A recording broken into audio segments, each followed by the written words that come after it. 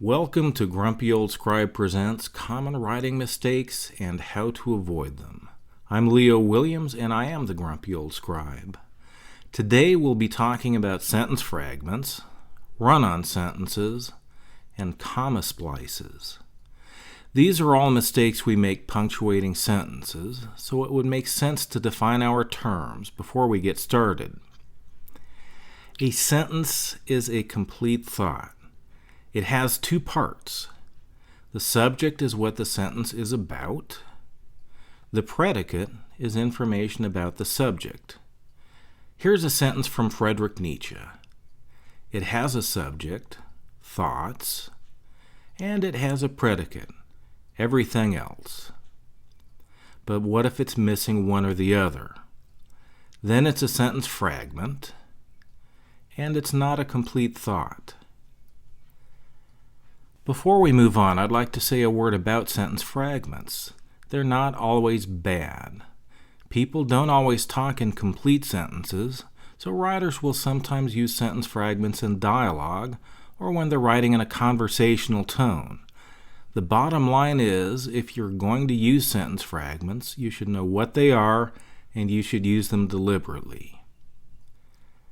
Run-on sentences and comma splices are mistakes we make when we punctuate two complete thoughts. Let's use another example from Nietzsche. Also, before we talk about ways to punctuate them wrong, let's review 3 ways we can punctuate them right. The first is to put a period after each and make them separate sentences. There is nothing wrong with short sentences.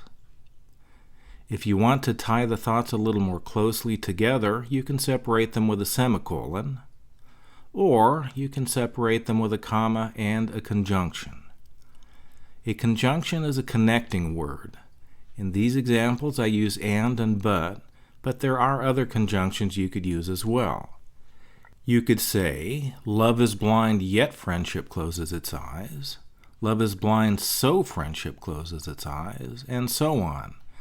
Each would mean something different, but they would be punctuated the same. But what about run-on sentences and comma splices? They're really not complicated. A run-on sentence is when you mash two thoughts together without any punctuation at all. This is a mistake. A comma splice separates the thoughts with a comma, but leaves out the conjunction. It's also a mistake. You can correct it by putting a conjunction after the comma, or by replacing the comma with a semicolon. So that's about it. Let's review. You can think of a sentence as a complete thought. If it's not complete, then it's a sentence fragment. We also talked about 5 ways to connect 2 thoughts, 3 that are right and 2 that are wrong. Looking at the right ways, you can put a period after each and make each a separate sentence. Or you can separate them with a semicolon and tie them together a little more closely. Or you can separate them with a comma and a conjunction. If you don't separate them at all, you have a run-on sentence. Don't do this. And if you separate them with a comma but forget the conjunction, you have a comma splice. Don't do this either.